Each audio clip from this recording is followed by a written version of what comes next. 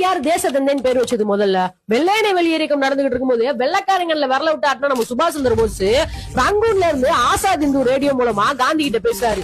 Hello father of nation, தேச தந்தையே அப்படின்னு.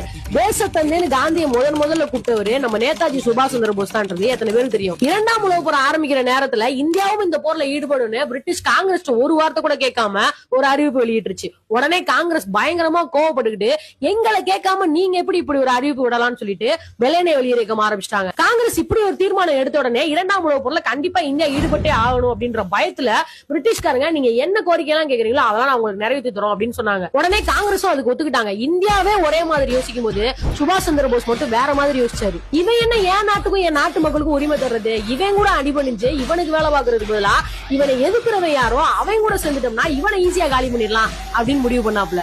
உடனே இந்தியாவுக்குன்னு தனி ராணுவ படையை ஆரம்பிக்கணும்னு நினைச்சாரு. பெண்களுக்குன்னு தனி பிரிவே ஆரம்பிச்சாரு. அவருக்கு உதவியா முத்துராமலிங்க தேவரையா தெற்க இருந்து மதவதன் ஆளுகளை அனுப்பிச்சு விட்டாரு. அதான் கதை.